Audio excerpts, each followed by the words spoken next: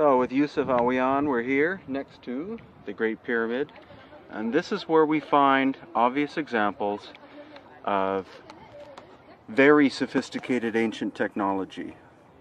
Because here, if you look really carefully, you see these vertical lines going down along the stone.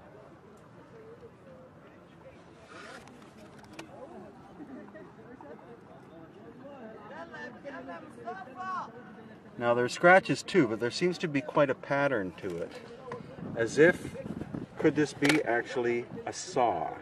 Now this material is basalt, which is very hard. It's not from the local area. And so a culture with bronze chisels couldn't, or bronze saws, even with some kind of silica sand as an abrasive, could not produce that kind of fine finish as far as I can tell.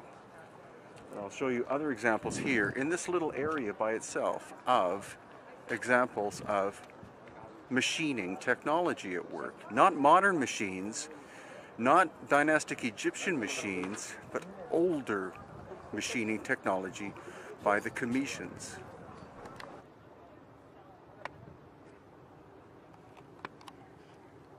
Now that, for example, you can see that's the end of where there was a saw cut of some kind, and this piece broke off.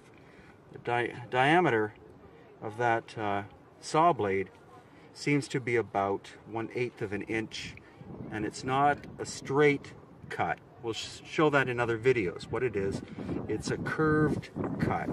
So that could be evidence of a giant circular saw. And here, these are the cuts themselves. Again, somewhere between 1/8 and 1/4 of an inch in diameter,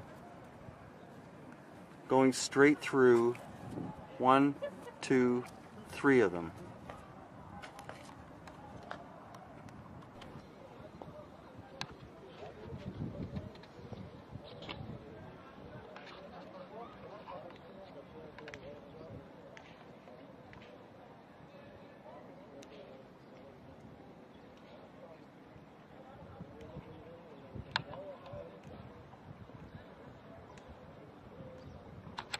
Through the unfinished pieces especially.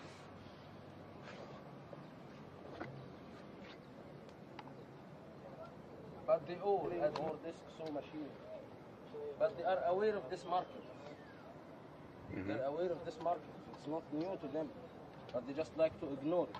So everything else will fit with the story that they created.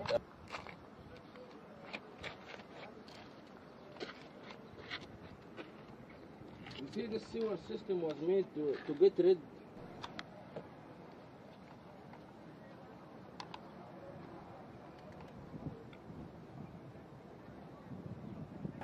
And this is the base of the Great Pyramid. And what you see is here, the bottom level here, how the bottom level fits in with the bedrock. It's a mortar-free construction. They flattened the plateau in order to build the pyramid on top of it.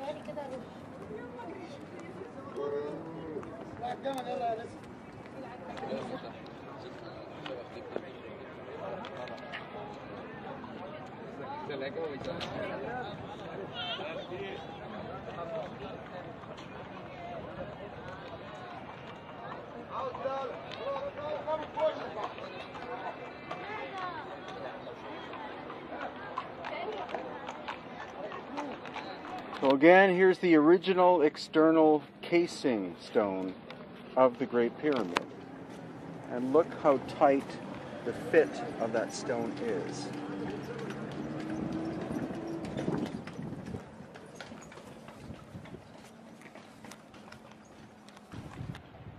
And another puzzling thing, as Yusuf Awiyan, who's there, pointed out, is the amount of erosion of some of this stone, which was, what the main pyramid is made out of, this limestone. The extent of erosion is quite astonishing. So how long would it have taken for that erosion to have taken place. You need a geologist such as Dr. Robert Schoch to discuss that. But would it have taken 1,000 years or 5,000 years? Certainly not in hundreds of years, because this is desert. It's unlikely that it was sand being blown by the wind to erode it to this extent. The Sphinx is known to have been eroded by water, possibly up to 8,000 or 10,000 years ago. So could that mean that this pyramid, the Great Pyramid, and possibly this one, the Second Pyramid, as well, are contemporary? That they pre-existed the dynastic pharaonic cultures of Egypt? That's what we're trying to find out.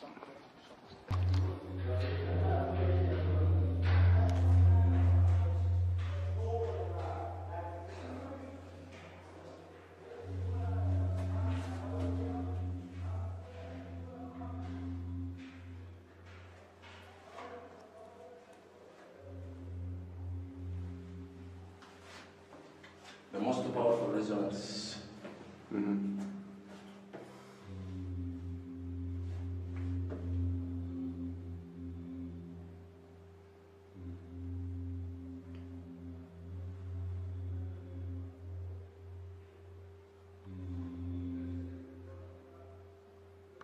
What most people also don't realize is the fact that on the Giza Plateau you have the Great Pyramid and the Second Pyramid, and of course the smaller Third Pyramid. But off on this side, which is the east side, you have all of these little baby ones like this kind of size.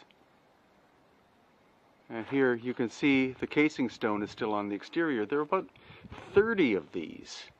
The casing stone is original, and also there are these shafts that go down. I can see the bottom. It's at least 30 or 40 feet, filled with sand, and then there's a chamber going off to the left.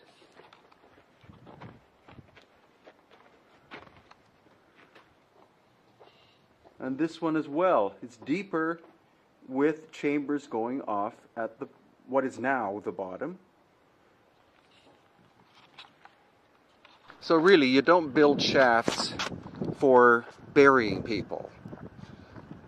If the shafts are there, you could use them for burying people. Here's the shaft in the center of one of these baby ones. But it makes more sense that the shaft system, the tunnel system, was part of a giant water network that literally ran and still runs under the Giza Plateau. They in fact have massive pumps right near the front entrance of the Giza Plateau, and they're constantly pumping water out of it to this very day. That's another shaft. So it makes this whole area far more mysterious and interesting than the conventional explanation. And we've just been told we can go into Meres Ankh, the third tomb, which is a mastaba.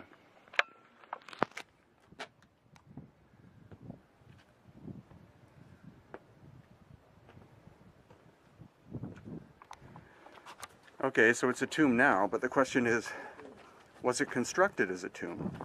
Or was it constructed as part of the water system, and then later, when this Giza system no longer functioned, that then it was turned into a tomb?